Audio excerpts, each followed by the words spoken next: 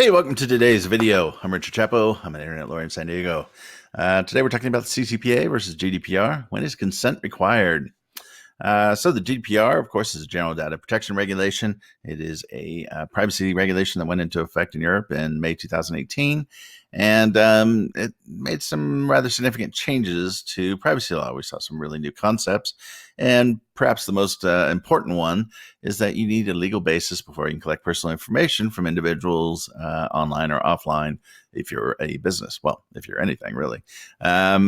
And the question then became, okay, well, what is a legal basis? And the GDPR set out a number of different types.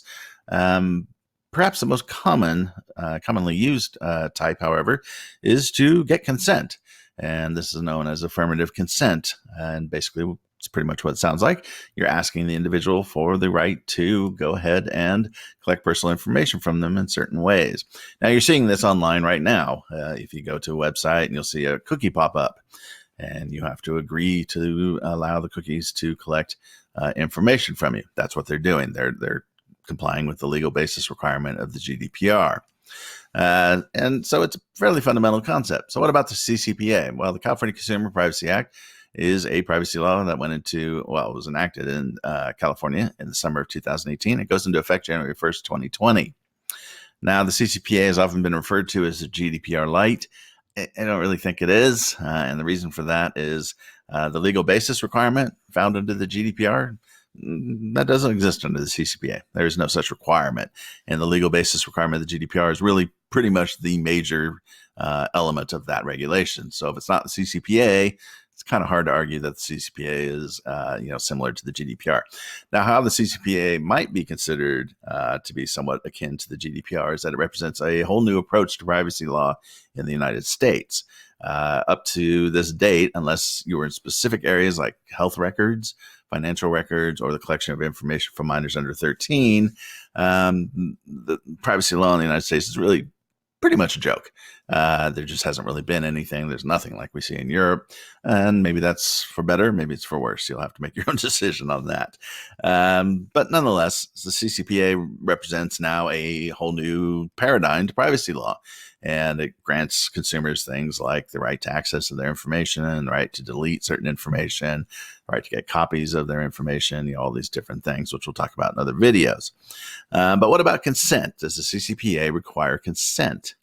And the answer, generally speaking, and it's very important we focus on that word generally, is no. You do not need consent to collect personal information from California residents under the CCPA. Now, they have the right to opt out of that, which we'll talk about again in another video, but you don't necessarily need affirmative consent up front. Now, there are two areas, however, where one, you definitely need it, and two, you may need it. It's still up for debate. So the first area is what I call who will save the children? And this is a reference to a character in The Simpsons that used to always belt this out whenever any kind of issue came up. And apparently the answer in this case is the California legislature. So under the CCPA, if you are collecting information from teens between 13 and 16 years of age, you must get consent from them first. You must get affirmative consent. And now if you're collecting information from kids under 13, you need to get consent from a parent or guardian. You can't get it from the child. And the reason for this is that we don't feel that the individual under 13 is going to have the mental capacity to know what they're consenting to. At least that's the approach of the CCPA. Now, that approach is also kind of nonsense because in contractual law, we typically don't allow kids to sign contracts and be bound by them unless they are of an age of majority, which is typically 18, because we feel that they don't have the consent. So why the CCPA is allowing them to consent between ages of 13 and 16 is somewhat of a mystery, but hey, welcome to California law. So how would these situations arise? Well, when you apply it to the practical scenarios we see online, things get a little ugly because if you think it through, well, how many 15-year-olds do you think are on Facebook right now? And how do you think Facebook is going to identify who those people are? How are they supposed to get consent from them? It's difficult to know. I think where we're probably ultimately headed is what I call the age gateway and then the liars exemption. And so what will happen is you're going to have to use age gateways on your site, saying basically that You ask a person when they sign up, what's your age? And they provide a month, day, and year. And then at that point, you'll know if they're between 13 and 16, you need to get consent, or if they're under 13, how you're going to address those issues. And then, of course, we have the secondary problem, which is, contrary to popular belief, young teens are not stupid. They understand how the internet works. And they will quickly understand that if they put their age as 14 or under 13 in particular, that they're going to have to go through extra steps and they might not be given access to the site. And so what are they going to do? Yes, they're going to lie. We see this all the time with the Children's Online Privacy Protection Act. It is a federal law that addresses how you can collect personal information from children under 13.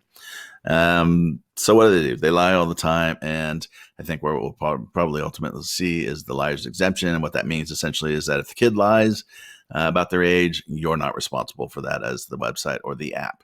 And that's the way it's handled under the Children's Online Privacy Protection Act. And it makes sense. I mean, how could you possibly know if they're lying or not?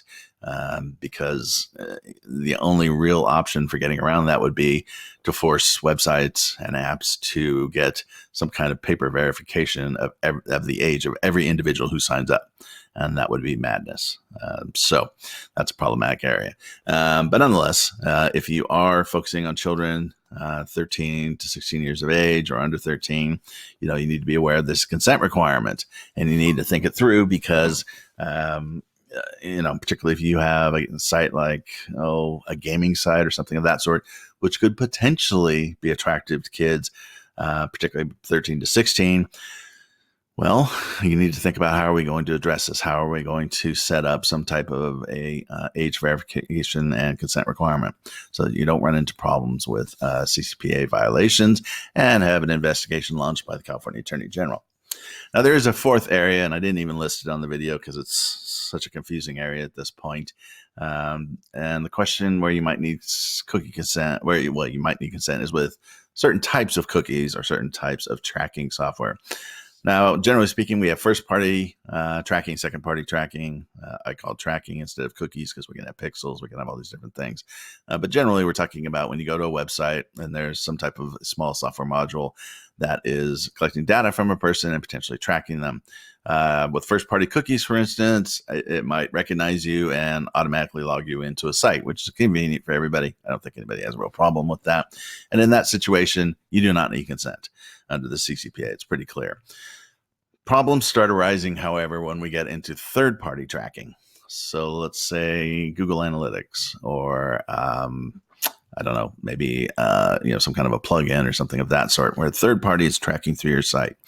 Now, the question that has come up because the CCPA is so poorly drafted is that the sale of information? Because if it is, then the party who's receiving that information, the third party, so let's say Google Analytics, has to get consent in that scenario because it is considered the sale of information. Now, I know what you're thinking. Sale of information? What the hell am I talking about?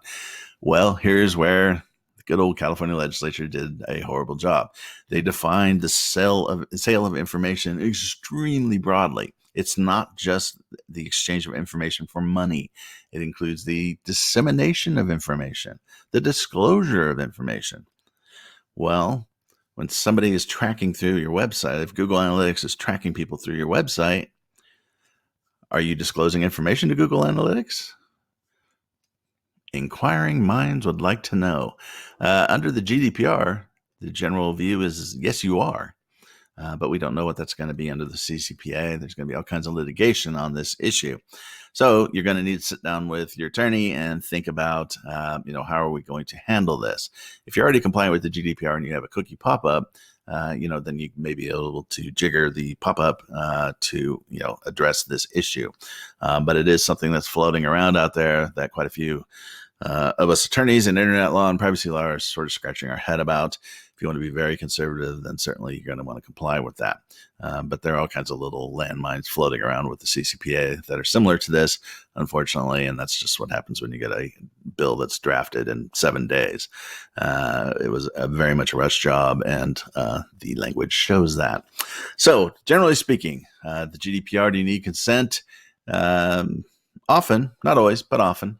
Under the CCPA, the answer would be usually not, but there may be a couple of situations. If you're dealing with children coming to your website or app, then certainly you're going to need some kind of consent mechanism.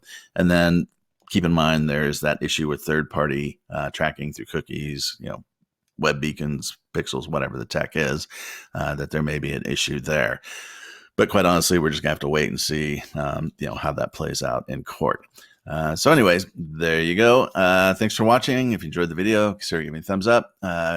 If you're interested in the CCPA and learning more, go ahead and subscribe to our channel. We're going to have actually a playlist dedicated to CCPA. We'll have all kinds of CCPA videos, which will hopefully contain the information you need to answer the questions you might have. So thanks for watching. Have yourself a good one.